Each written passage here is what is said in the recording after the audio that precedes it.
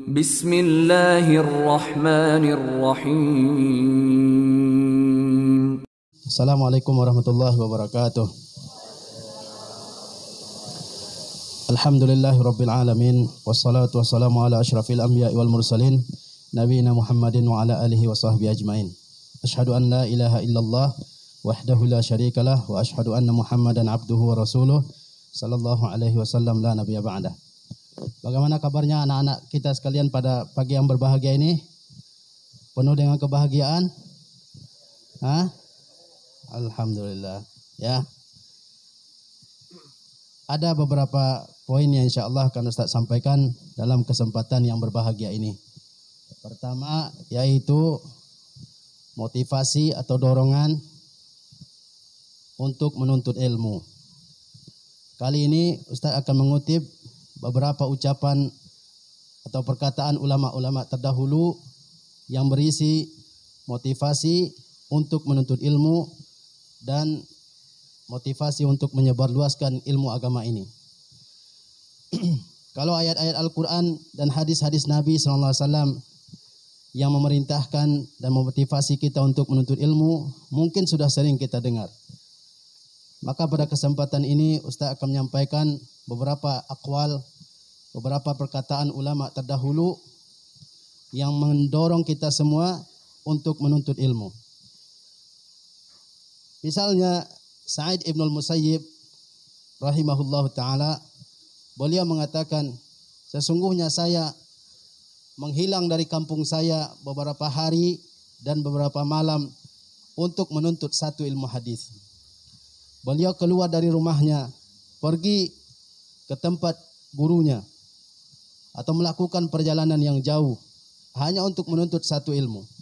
Dan kita hari ini keluar dari rumah kita, meninggalkan kasur kita yang empuk, meninggalkan makanan kita yang enak di rumah, meninggalkan segala kemanjaan, segala kemewahan yang kita dapatkan di rumah kita. Kita tinggalkan rumah kita dan pergi ke tempat ini. Untuk apa? Untuk menuntut ilmu, untuk mencari ilmu pengetahuan yang akan bermanfaat bagi kita di dalam kehidupan kita di dunia, yang akan membawa kita kepada surga Allah Subhanahu wa taala. Maka apa yang kita lakukan berupa usaha keluar dari rumah bukan suatu usaha yang tidak ada nilainya, yang tidak ada harganya di sisi Allah Subhanahu wa taala. Justru itu merupakan suatu langkah yang akan mendekatkan kita kepada surga Allah Subhanahu wa taala.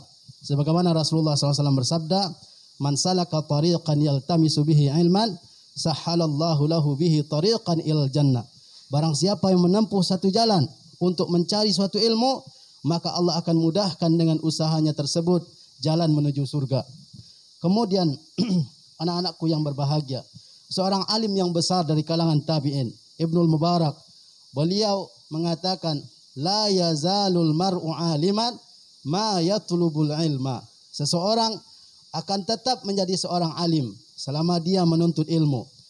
Apabila dia berhenti menuntut ilmu, maka saat itu dia telah menjadi orang yang jahil. Menuntut ilmu tidak bisa hanya dalam waktu sebentar.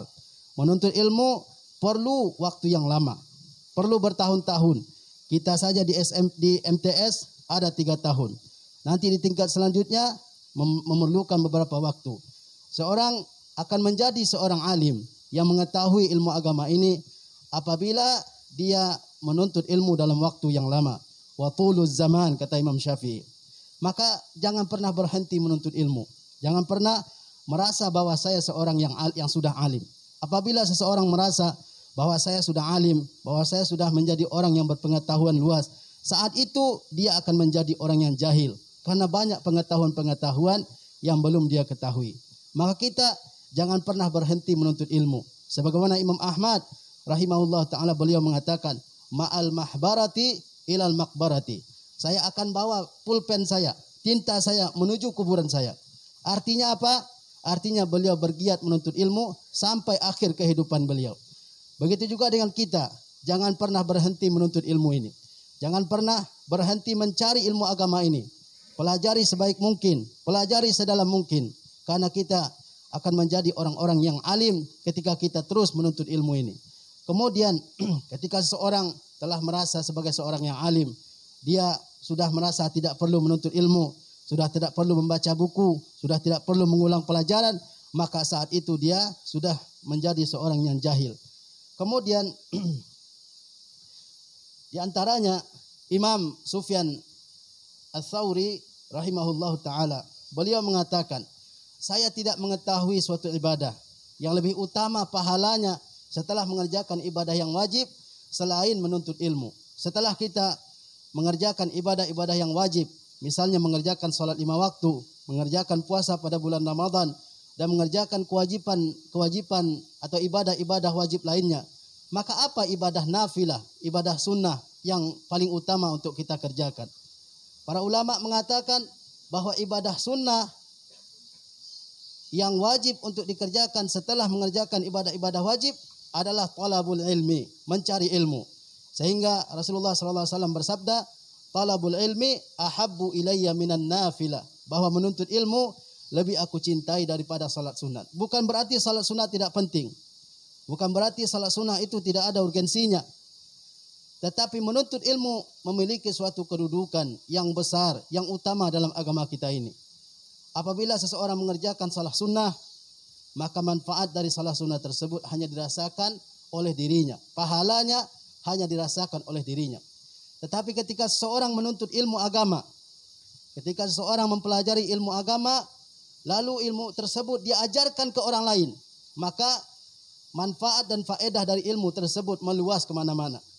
Dan kita mengetahui suatu kaidah dalam agama kita, bahwasanya al-muta'addiyatu afdalu minal qasira, bahwa ibadah yang manfaatnya menyebar ke orang lain lebih utama daripada ibadah yang manfaat dan faedahnya terbatas untuk diri orang yang melakukan saja.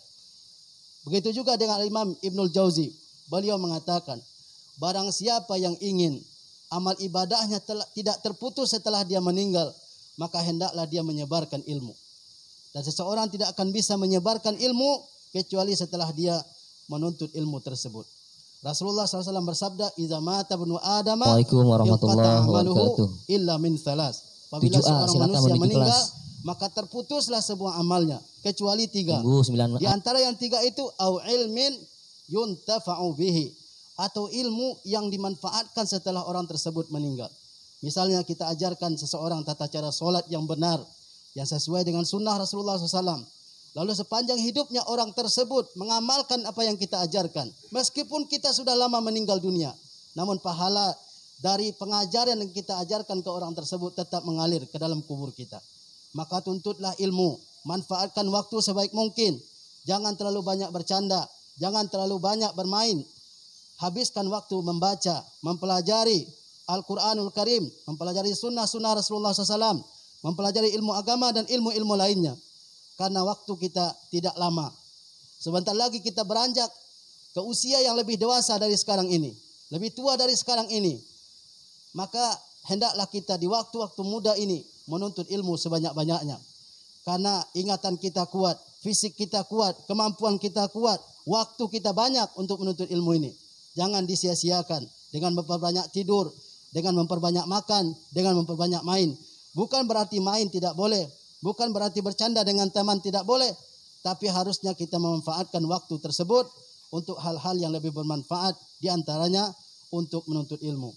Kemudian Al-Imam Al-Hasan Al-Basri beliau mengatakan, laulal ulama lasaran nasu mislul bahaim. Andaikan tidak ada ulama di dunia ini, andaikan tidak ada orang yang mengajarkan agama kepada manusia di dunia ini, apa keadaan manusia saat itu? Manusia akan menjadi seperti binatang. Tidak tahu yang mana yang halal, tidak mengetahui mana yang haram, tidak mengetahui akhlak yang mulia, tidak mengetahui kesopanan, tidak mengetahui ibadah-ibadah yang wajib, tidak mengetahui apa yang dilarang oleh Allah dan sebagainya. Andaikan tidak ada guru-guru kita di dunia ini, bagaimana kehidupan kita sebenarnya? Seandainya tidak ada guru-guru yang mengajarkan ibadah kepada kita, kepada siapa kita beribadah? Apa ibadah yang akan kita lakukan andaikan guru-guru kita tidak mengajarkan? Seandainya kita tidak berguru kepada seseorang, bagaimana kita mengetahui bahwasanya Allah mewajibkan salat 5 waktu kepada kita? Bagaimana kita mengetahui akidah yang benar andaikan tidak ada guru yang mengajarkan kepada kita? Mungkin kehidupan kita tidak ubahnya seperti kehidupan makhluk-makhluk Allah yang lain. yang tidak beribadah kepada Allah Subhanahu wa taala, yang melanggar aturan-aturan Allah Subhanahu wa taala. Tetapi kita manusia diciptakan oleh Allah Subhanahu wa taala adalah untuk beribadah kepadanya dan menuntut ilmu dalam rangka beribadah kepada Allah Subhanahu wa taala. Ini beberapa nasihat dari para ulama terdahulu yang mendorong kita semua untuk lebih serius di dalam menuntut ilmu, untuk lebih memanfaatkan waktu kita selama berada di sekolah ini untuk menuntut ilmu. Nah, ini beberapa poin yang perlu Ustaz sampaikan dalam kesempatan yang berbahagia ini. Mudah-mudahan yang Ustaz sampaikan ini bisa diterapkan, diaplikasikan dalam kehidupan kita ini. Jangan sampai ketika kita keluar dari sini tidak ada ajaran-ajaran yang positif yang kita bawa keluar dari sekolah ini. Hendaknya semua pendidikan yang kita tanamkan di sekolah ini bermanfaat dan bisa kita terapkan dalam kehidupan sehari-hari. Wassalamualaikum warahmatullahi wabarakatuh.